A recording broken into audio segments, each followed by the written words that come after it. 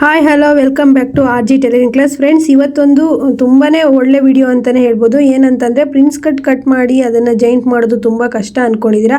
ಇವತ್ತು ಪ್ರಿನ್ಸ್ ಕಟ್ಟಲ್ಲೇ ಒಂದು ತುಂಬ ಈಸಿ ಮೆಥಡಲ್ಲಿ ಹೇಳ್ಕೊಡ್ತಾ ಇದ್ದೀನಿ. ಹಾಗೆಯೇ ಬ್ಯಾಕ್ ನೆಕ್ ಡಿಸೈನ್ ಕ್ಯಾನ್ವಾಸ್ ಹಾಕಿ ಹೊಲಿಯೋದನ್ನು ಸಹಿತ ಹೇಳ್ತಾ ಇದ್ದೀನಿ. ವಿಡಿಯೋನ ಮಿಸ್ ಮಾಡದೆ ಕೊನೆವರೆಗೂ ನೋಡಿ. ವಿಡಿಯೋ ಇಷ್ಟ ಆದರೆ, ನಿಮಗೆ ಹೆಲ್ಪ್ ಆದರೆ ನನ್ನ ಒಂದು ವಿಡಿಯೋಕ್ಕೆ ಲೈಕ್ ಕೊಡೋದನ್ನು ಮರಿಬೇಡಿ. ಏನು ನೋಡ್ತಾ ಇದ್ದೀರಲ್ಲ ಫ್ರೆಂಡ್ಸ್, ಈ ಬ್ಲೌಸು ಪ್ರಿನ್ಸ್ ಕಟ್ ಹೊಲಿದಿರೋಂಥದ್ದು. ಫ್ರಂಟ್ ಪಾರ್ಟಲ್ಲಿ ಪ್ರಿನ್ಸ್ ಕಟ್ ಯಾವ ರೀತಿ ನೀವು ಹೊಲ್ಕೊಂಡು ಕಟ್ ಮಾಡಬೇಕು ಅಂತ ಹೇಳ್ಬಿಟ್ಟು ಈ ವಿಡಿಯೋದಲ್ಲಿ ಬರುತ್ತೆ. ವಿಡಿಯೋನ ಪೂರ್ತಿಯಾಗಿ ನೋಡಿ, ಹಾಗೆಯೇ ನಿಮಗೆ ತುಂಬ ಯೂಸ್ಫುಲ್ ಆಗುತ್ತೆ. ಈಗ ನೋಡ್ತಾ ಇದ್ದೀರಲ್ಲ ಫ್ರೆಂಡ್ಸ್, ಇದು ಫ್ರಂಟ್ ಪಾರ್ಟ್ ಲೈನಿಂಗ್ ಮೇಲೆ ಈ ರೀತಿ ಪ್ರಿನ್ಸ್ ಕಟ್ ಮಾರ್ಕನ್ನು ಹಾಕ್ಕೊಂಡು ಮೈನ್ ಫ್ಯಾಬ್ರಿಕ್ ಮೇಲೆ ಲೈನಿಂಗನ್ನು ಇಟ್ಕೊಂಡ್ಬಿಟ್ಟು ಪೂರ್ತಿಯಾಗಿ ಅಟ್ಯಾಚ್ ಮಾಡ್ಕೊಳ್ಳಿ. ಅಟ್ಯಾಚ್ ಮಾಡ್ಕೊಂಡ್ರ ಮೇಲೆ ಪ್ರಿನ್ಸ್ ಕಟ್ಟಿಂಗ್ ಕಟ್ ಮಾಡ್ಕೊಳ್ಳಿ. ತುಂಬ ಜನ ಬಿಗಿನರ್ಸ್ ಕಲಿತಾ ಇರೋರಿಗೆ ಏನಾಗುತ್ತೆ ಅಂತಂದರೆ, ಪ್ರಿನ್ಸ್ ಕಟಿಂಗ್ ಮಾಡ್ಕೊಂಡ್ರ ಮೇಲೆ ಅಟ್ಯಾಚ್ ಮಾಡೋದು ತುಂಬಾ ಕಷ್ಟ ಆಗುತ್ತೆ. ಈ ರೀತಿ ನೀವು ಅಟ್ಯಾಚ್ ಮಾಡಿಕೊಂಡು ಮೈನ್ ಫ್ಯಾಬ್ರಿಕ್ಕಿಗೆ ಇಟ್ಬಿಟ್ಟು ಹೊಲ್ಕೊಂಡು ನೆಕ್ಸ್ಟು ಪ್ರಿನ್ಸ್ ಕಟ್ ಮಾಡ್ಕೊಳ್ಳೋದ್ರಿಂದ ತುಂಬಾ ಈಸಿ ಆಗುತ್ತೆ. ನೋಡ್ತಾ ಇರಿ, ಈಗ ನಾನು ಮೈನ್ ಫ್ಯಾಬ್ರಿಕ್ ಮೇಲೆ ಲೈನಿಂಗನ್ನು ಇಟ್ಕೊಂಡು ಕುತ್ತಿಗೆನ ಹೊಲ್ಕೊಳ್ತಾ ಇದ್ದೀನಿ. ಕುತ್ತಿಗೆನ ಹೊಲಿದು ಉಲ್ಟಾ ಫೋಲ್ಡ್ ಮಾಡಿಕೊಂಡು, ಇದು ಫ್ರಂಟ್ ಪಾರ್ಟ್ ಆಗಿರುತ್ತೆ. ಫ್ರಂಟಲ್ಲಿ ಪ್ರಿನ್ಸ್ ಕಟ್ ಈಗ ತುಂಬಾ ಟ್ರೆಂಡಿ ಆಗಿದೆ. ಹಾಗೆಯೇ ನೋಡಿ, ಈ ರೀತಿ ಇಟ್ಕೊಂಡು ಫುಲ್ಲು ನೀವು ಹೊಲ್ಕೊಂಡು ಕಟ್ಸ್ ಹಾಕ್ಕೊಂಡು ಉಲ್ಟಾ ಫೋಲ್ಡ್ ಮಾಡಿಕೊಂಡು ಪ್ರಿನ್ಸ್ ಕಟ್ ಮಾಡ್ಕೊಬೇಕು. ತುಂಬ ಈಸಿ ಮೆಥಡೇ ಇದು ಆಗಿರುತ್ತೆ. ಹಾಗೆಯೇ ಬೇಗನೆ ಮುಗಿಯುತ್ತೆ. ಯಾಕಂದರೆ ಒಂದೊಂದ್ಸಲಿ ನಾವು ಈ ರೀತಿ ಪ್ರಿನ್ಸ್ ಕಟ್ ಮಾಡಿಕೊಂಡು ಜಾಯಿಂಟ್ ಮಾಡುವಾಗ ಉಲ್ಟಾ ಆಗುವಂಥ ಸಾಧ್ಯತೆ ಇರುತ್ತೆ. ನಮ್ಮ ಆರ್ ಜಿ ಟೈಲರಿಂಗ್ ಕ್ಲಾಸ್ ವೀಡಿಯೋಸಲ್ಲೂ ಸಹಿತ ಕಟ್ಟಿ ಮಾಡಿಬಿಟ್ಟು ಹಾಕಿ ತೋರಿಸಿದ್ದೀನಿ ಹೊಲಿದು. ಇದು ತುಂಬಾ ಈಸಿ ಮೆಥಡ್ ಅನಿಸ್ತು. ಹಾಗೆ ನಿಮಗೂ ಸಹಿತ ಈ ವಿಡಿಯೋ ಹೆಲ್ಪ್ ಆಗ್ಬೋದು ಅಂದ್ಬಿಟ್ಟು ವಿಡಿಯೋ ಮಾಡ್ತಾ ಇದ್ದೀನಿ. ನೋಡಿ ಫ್ರೆಂಡ್ಸ್, ಇದು ಫ್ರಂಟ್ ಪಾರ್ಟಲ್ಲಿ ಬೋಟ್ ನೆಕ್ಕು, ಬ್ಯಾಕಲ್ಲೂ ಬೋಟ್ ನೆಕ್ಕು, ಫ್ರಂಟಲ್ಲೂ boat neck, prince cut blouse. ಈಗ ನಾವು ಲೈನಿಂಗ್ ಮೇಲೆ ಒಂದು ಕೂಳೆ ಮೇಲೆ ಹೊಲಿಗೆ ಹಾಕ್ಕೊಂಡು ಉಲ್ಟಾ ಫೋಲ್ಡ್ ಮಾಡಿಕೊಂಡು ನೀಟಾಗಿ ಸ್ಟಿಚ್ ಮಾಡಿಕೊಂಡು ಫುಲ್ಲು ಫ್ಯಾಬ್ರಿಕನ್ನು ನೀವು ಸೇರಿಸ್ಕೊಳ್ಳಿ. ಆಮೇಲೆ ಪ್ರಿನ್ಸ್ ಕಟ್ ಮಾಡ್ಕೊಳ್ಳಿ. ತುಂಬಾ ಈಸಿ ಆಗುತ್ತೆ. ಪ್ರಿನ್ಸ್ ಕಟ್ಟಿಂಗ್ ಮಾಡಿಬಿಟ್ಟು ಅದನ್ನು ಅಟ್ಯಾಚ್ ಮಾಡೋದು ತುಂಬ ಕಷ್ಟ ಅಂತ ಅಂದ್ಕೊತಾ ಇರ್ತಾರೆ. ಎಲ್ಲಾದರೂ ಮಿಸ್ ಆದರೆ ಉಲ್ಟಾ ಆಗಿಬಿಡತ್ತೆ ಅಂತೇಳ್ಬಿಟ್ಟು ಈ ರೀತಿ ನೀವು ಹೊಲ್ಕೊಂಡ್ರೆ ತುಂಬಾ ಈಸಿ ಆಗುತ್ತೆ. ಪ್ರಿನ್ಸ್ ಕಟ್ ಸಮೇತ ಬೇಗನೆ ಮುಗಿಯುತ್ತೆ.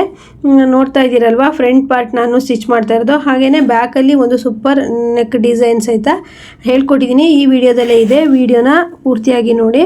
ನೋಡ್ತಾ ಇದ್ದೀರಲ್ಲ, ಈಗ ಒಂದು ಈ ರೀತಿ ಸ್ಟಿಚ್ ಹಾಕ್ಕೊಂಡು ಫುಲ್ಲು ಮೇನ್ ಫ್ಯಾಬ್ರಿಕ್ ಮೇಲೆ ಅಂಟಿಸ್ಕೊಬಿಡಿ. ನೋಡ್ತಾ ಇದ್ದೀರಲ್ವಾ, ಈಗ ನೀಟಾಗಿ ಫುಲ್ ನೀವು ಸ್ಟಿಚ್ ಹಾಕೊಂಬಿಡಿ. ನಾನು ಮಾರ್ಕ್ ಹಾಕಿರೋದು ನಿಮಗೆ ಕಾಣಿಸ್ತಿದೆ ಅಲ್ವಾ, ಅದೇ ಪ್ರಕಾರನೇ ಕಟ್ಟಿಂಗ್ ಮಾಡಿ ಅಟ್ಯಾಚ್ ಮಾಡ್ಕೊಳ್ಳೋದು. ಈ ರೀತಿ ಈಸಿ ಮೆಥಡ್ ಯಾರೂ ಹೇಳ್ಕೊಟ್ಟಿಲ್ಲ ಫ್ರೆಂಡ್ಸ್, ನಮ್ಮ ಫಸ್ಟ್ ವಿಡಿಯೋನೇ ಅಂತ ಹೇಳ್ತೀನಿ. ನೋಡ್ತಾ ಇದ್ದೀರಲ್ಲ ಈ ರೀತಿ. ಯಾಕಂದರೆ ಇದು ತುಂಬಾ ಟ್ರಾನ್ಸ್ಪರೆಂಟ್ ಬಟ್ಟೆ ಅನ್ಬೋದು. ಮೇನ್ ಫ್ಯಾಬ್ರಿಕ್ಕು ತುಂಬ ಜಾರುತ್ತೆ. ಹಾಗಾಗಿ ಈ ರೀತಿ ನೀವು ಒಂದು ಅಟ್ಯಾಚ್ ಮಾಡಿಕೊಂಡು ಪ್ರಿನ್ಸ್ ಕಟ್ ಮಾಡಿಕೊಂಡು ಅಟ್ಯಾಚ್ ಮಾಡಿದ್ರೆ ತುಂಬ ಈಸಿಯಾಗಿ ಫ್ರಂಟಲ್ಲಿ ನೀವು ಸ್ಟಿಚ್ ಮಾಡ್ಕೋಬೋದು. ನೋಡ್ತಾ ಇದ್ದೀರಲ್ಲ, ಮೇನ್ ಫ್ಯಾಬ್ರಿಕನ್ನು ಅಟ್ಯಾಚ್ ಮಾಡಾದಮೇಲೆ ಲೈನಿಂಗ್ ಫ್ಯಾಬ್ರಿಕನ್ನು ಕಟ್ ಮಾಡ್ಕೊಂಬಿಡಿ. ಲೈನಿಂಗ್ ಫ್ಯಾಬ್ರಿಕ್ ಮೇಲೆ ಮೇನ್ ಫ್ಯಾಬ್ರಿಕ್ಕೇ ಜಾಸ್ತಿ ಇದೆ, ಅದನ್ನೆಲ್ಲ ಕಟ್ ಮಾಡಿ ತಕ್ಕೊಂಬಿಡಿ. ನೆಕ್ಸ್ಟು ಬಟ್ಟೆ ಕೊಟ್ಟು ಮಡಚಿ ಹೊಲಿಬೇಕು. ನೋಡ್ತಾ ಇದ್ದೀರಲ್ವ, ಈ ರೀತಿ ಮಾಡಿಕೊಂಡು ಈಗ ಪ್ರಿನ್ಸ್ ಕಟ್ ಮಾಡ್ಕೊಳ್ಳಿ. ತುಂಬಾ ಚೆನ್ನಾಗಿ ಬಂದಿತ್ತು ಬ್ಲೌಸು. ವಿಡಿಯೋದ ಎಂಡಿಂಗಲ್ಲಿ ನಿಮಗೆ ಬ್ಲೌಸ್ ಯಾವ ರೀತಿ ಬಂದಿದೆ ಅಂತ ಹೇಳ್ಬಿಟ್ಟು ಹಾಕ್ತೀನಿ. ಈಗ ನೋಡಿ, ಈ ರೀತಿ ಮಡ್ಚ್ಕೊಳ್ಳಿ. ನೀಟಾಗಿ ಎಕ್ಸ್ಟ್ರಾ ಫ್ಯಾಬ್ರಿಕನ್ನೆಲ್ಲ ಕಟ್ ಮಾಡಿ ತಗೊಂಬಿಡಿ. ಈಗ ನೀಟಾಗಿ ಈ ರೀತಿ ಮಡ್ಚ್ಕೊಂಡು ಕಟ್ ಮಾಡ್ಕೊಂಡು ಒಂದು ಸ್ಟಿಚ್ ಹಾಕೋಬಿಡಿ. ಯಾಕಂದರೆ ಜಾರೋ ಅಂಥ ಸಾಧ್ಯತೆ ಇರುತ್ತೆ. ನೋಡ್ತಾ ಇದ್ದೀರಲ್ವ, ಇಷ್ಟನ್ನು ಎಕ್ಸ್ಟ್ರಾ ಫ್ಯಾಬ್ರಿಕ್ಕು ಕಟ್ ಮಾಡ್ಕೊಂಡ್ರ ಮೇಲೆ ಎಷ್ಟು ನೀಟಾಗಿ ಬಂತು. ಯಾವ ಕಡೆನೂ ಸಹಿತ ಉಲ್ಟಾ ಆಗೋಲ್ಲ. ಮತ್ತು ಬಟ್ಟೆ ತುಂಬ ಶಾರ್ಟೇಜ್ ಇದ್ದಾಗೂ ಸಹಿತ ನೀವು ಈ ರೀತಿ ಮೆಥಡನ್ನು ಫಾಲೋ ಮಾಡ್ಬೋದು. ನೋಡಿ, ಈ ರೀತಿ ಒಂದು ಸ್ಟಿಚ್ ಹಾಕೊಂಡ್ಬಿಟ್ರೆ ನೀಟಾಗಿ ನೀವು ಸ್ಟಿಚಿಂಗನ್ನು ಮಾಡ್ಕೋಬೋದು. ಫ್ಯಾಬ್ರಿಕ್ ನೋಡ್ತಾ ಇರ್ಬೋದು, ತುಂಬಾ ಜಾರತ್ತೆ ಬಟ್ಟೆ. ಈ ರೀತಿ ಜಾರೋ ಬಟ್ಟೆನ ಕೊಟ್ಟಾಗ ಬಿಗಿನರ್ಸಿಗೆ ತುಂಬಾ ಕಷ್ಟ ಆಗುತ್ತೆ. ಅಂದರೆ ತುಂಬ ಸಲ ಬ್ಲೌಸನ್ನು ಹಾಳು ಮಾಡುವಂಥ ಸಾಧ್ಯತೆಯೂ ಇರುತ್ತೆ. ಈ ರೀತಿ ನೀವು ಆರಾಮಾಗಿ ಈಸಿಯಾಗಿ ಸ್ಟಿಚ್ ಮಾಡ್ಕೋಬೋದು. ಎಲ್ಲೂ ಸಹಿತ ಮೇನ್ ಫ್ಯಾಬ್ರಿಕ್ಕು ಉಲ್ಟಾ ಹೊಲಿದ್ವಿ ಅನ್ನೋ ಒಂಥರ ಒಂದು ಹೆದರಿಕೆನೇ ಇರಲ್ಲ. ಉಲ್ಟಾ ಹೊಲಿದು ಬಿಟ್ಟರೆ ಬಟ್ಟೆನೂ ತುಂಬ ಕಡಿಮೆ ಇರುತ್ತೆ. ಆದ್ದರಿಂದ ಆವಾಗ ಸುಮ್ಮನೆ ಸಮಸ್ಯೆ ಆಗುತ್ತೆ. ಅದರಿಂದ ನೀವು ಈ ರೀತಿ ನೀವು ಲೈನಿಂಗು ಮೇನ್ ಫ್ಯಾಬ್ರಿಕನ್ನು ಅಟ್ಯಾಚ್ ಮಾಡಿಕೊಂಡು ಪ್ರಿನ್ಸ್ ಕಟ್ ಮಾಡಿಕೊಂಡು ಅಟ್ಯಾಚ್ ಮಾಡ್ಕೋಬೋದು.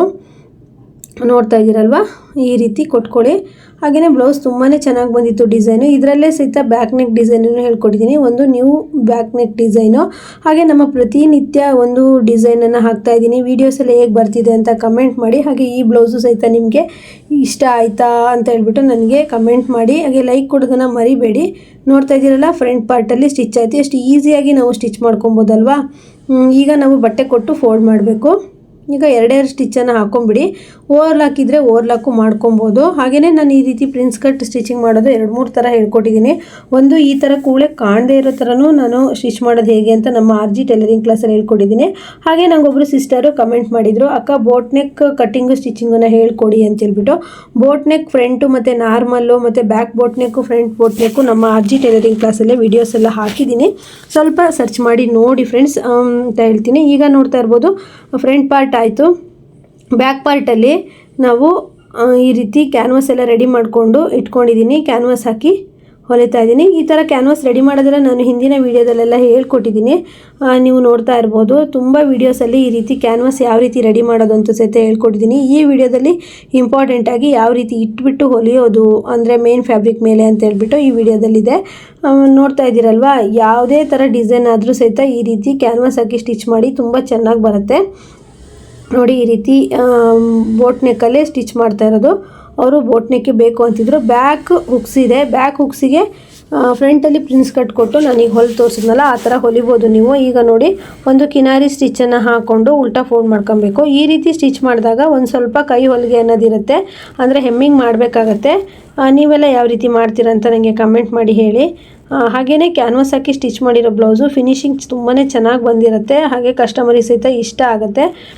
ಹಾಗೆಯೇ ಈ ರೀತಿ ತುಂಬ ತೆಳು ಬಟ್ಟೆಗೂ ಕ್ಯಾನ್ವಾಸ್ ಯೂಸ್ ಮಾಡೋದು ತುಂಬಾ ಚೆನ್ನಾಗಾಗುತ್ತೆ ಬ್ಲೌಸು. ಈಗ ನೋಡ್ತಾ ಇರ್ಬೋದು ಬ್ಯಾಕಲ್ಲಿ ರೌಂಡ್ ಶೇಪನ್ನು ಹೊಲಿದಾಯಿತು. ಈಗ ಮಧ್ಯಕ್ಕೆ ಒಂದು ಬ್ಯಾಕ್ ನೆಕ್ ಡಿಸೈನ್ ಹೇಳಿದರು, ಮಧ್ಯಕ್ಕೆ 1.5 ಇಂಚು ಗ್ಯಾಪಲ್ಲಿ ಇಟ್ಕೊಂಡು ನೀಟಾಗಿ ಸೆಂಟರಲ್ಲಿ, ಇಲ್ಲಿ ಮೇಯ್ನಾಗಿ ಕ್ಯಾನ್ವಾಸ್ ಕೊಟ್ಟು ಹೊಲಿಬೇಕು ಅಂತಂದರೆ ಈ ಸೆಂಟರಲ್ಲಿ ಈ ರೀತಿ ಒಂದು ಮಾರ್ಕ್ ಮಾಡ್ಕೊಳ್ಳಿ.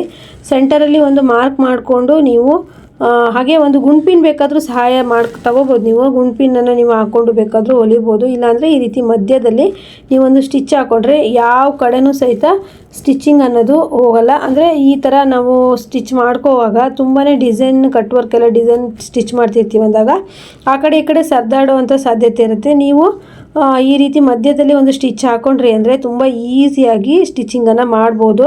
ಹಾಗೆ ಫಿನಿಶಿಂಗ್ ಎಲ್ಲ ನೀಟಾಗಿತ್ತು, ಚೆನ್ನಾಗಿತ್ತು ಬ್ಲೌಸು ಅಂದರೆ ನಿಮಗೆ ಕಸ್ಟಮರ್ ಜಾಸ್ತಿ ಆಗ್ತಾರೆ. ಹಾಗೆ ಇನ್ನೊಬ್ಬರು ನನಗೆ ಕಮೆಂಟ್ ಮಾಡಿದರು, ನೀವು ಹೊಲಿಯೋವಂಥ ತೋರಿಸೋವಂಥ ಬ್ಲೌಸ್ಗಳೆಲ್ಲ ಎಷ್ಟು ರೇಟ್ ತೊಗೊತೀರಾ ಅಂತ. ಫ್ರೆಂಡ್ಸ್, ನಾನೇನು ಅಂತಂದರೆ ಈ ಥರ ಕ್ಯಾನ್ವಾಸ್ ಹಾಕಿ ಸ್ಟಿಚ್ ಮಾಡಿರೋ ಬ್ಲೌಸಿಗೆಲ್ಲ 500, ಹಾಗೆ ಮಧುಬಾಲ ಬ್ಲೌಸ್ಗೆಲ್ಲ 600, 700, ಹಾಗೆ 2 ವೆರೈಟಿ ಮಧುಬಾಲ ಬ್ಲೌಸ್ ಇದೆ 700 ಎಲ್ಲ ತಗೊಳ್ತೀನಿ.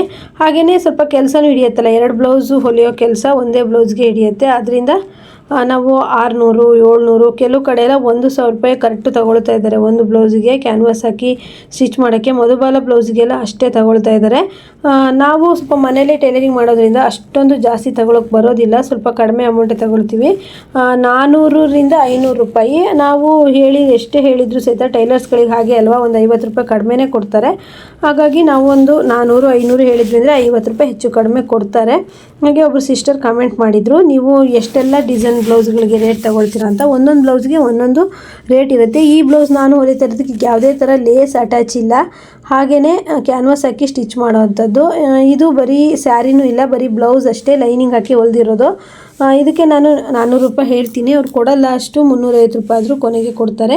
ಈ ರೀತಿ ಕ್ಯಾನ್ವಾಸ್ ಎಲ್ಲ ಅಟ್ಯಾಚ್ ಮಾಡಾದಮೇಲೆ ಈ ರೀತಿ ಉಲ್ಟಾ ಫೋಲ್ಡ್ ಮಾಡ್ಕೊಳ್ಳಿ, ತುಂಬ ಚೆನ್ನಾಗಿ ಬರುತ್ತೆ ಬ್ಲೌಸ್ ಮಾತ್ರ. ಕ್ಯಾನ್ವಾಸ್ ಹಾಕಿ ಹೊಲಿದಿರೋ ಬ್ಲೌಸ್ ಫಿಟ್ಟಿಂಗ್ ಎಲ್ಲ ಹಾಗೆ ಫಿನಿಶಿಂಗ್ ಎಲ್ಲ ನೀಟಾಗಿ ಬರುತ್ತೆ. ಹಾಗೆ ಯಾವುದೇ ಕಟ್ ವರ್ಕ್ ಬ್ಲೌಸಿಗೂ ಸಹಿತ ಕ್ಯಾನ್ವಾಸ್ ಹಾಕಿ ಸ್ಟಿಚ್ ಮಾಡಲೇಬೇಕು, ಇಲ್ಲಾಂದರೆ ಹಾಗೆ ಬರೋದಿಲ್ಲ. ನಾನು ಮೊನ್ನೆನೇ ಒಂದು ವೀಡಿಯೋದಲ್ಲಿ ಹೇಳ್ದಂಗೆ ಈ ರೀತಿ ಕಟ್ ವರ್ಕ್ ಬ್ಲೌಸ್ಗೆ ಕ್ಯಾನ್ವಾಸ್ ಹಾಕಿ ಸ್ಟಿಚ್ ಮಾಡ್ದೇ ಅದು ಡಿಸೈನ್ ಬ್ಲೌಸ್ ಹಾಳಾಗ್ಬಿಡ್ತು. ಹಾಗಾಗಿ ಕ್ಯಾನ್ವಾಸ್ ಹಾಕಿ ರೆಡಿ ಮಾಡ್ಕೊಳ್ಳಿ. ಕ್ಯಾನ್ವಾಸ್ ಹಾಕೋದಂತೂ ನಾನು ತುಂಬ ವೀಡಿಯೋಸ್ಗಳಲ್ಲಂತೂ, ಇತ್ತೀಚಿನ ವೀಡಿಯೋಸ್ಗಳಲ್ಲಂತೂ ಪ್ರತಿದಿನ ಕ್ಯಾನ್ವಾಸ್ ಹಾಕಿ ಸ್ಟಿಚ್ ಮಾಡೋದನ್ನೇ ಹೇಳ್ಕೊಡ್ತಾ ಇದ್ದೀನಿ ಎಲ್ರಿಗೂ ಹೆಲ್ಪ್ ಆಗೋದಕ್ಕೆ. ಇಲ್ಲಿ ನೋಡ್ತಾ ಇರ್ಬೋದು ಈ ರೀತಿ ಕಟ್ ವರ್ಕ್ ಡಿಸೈನ್ ರೆಡಿ ಆಯಿತು. ಈಗ ಬ್ಯಾಕಲ್ಲಿ ನಾವು ಬಟ್ಟೆ ಕೊಟ್ಟು ಫೋಲ್ಡ್ ಮಾಡಬೇಕು. ಹಾಗೆ ನಾನು ಫ್ಲವರನ್ನು ಕೊಟ್ಟಿದ್ದೀನಿ, ವಿಡಿಯೋ ಕೊನೆವರೆಗೂ ನೋಡಿ.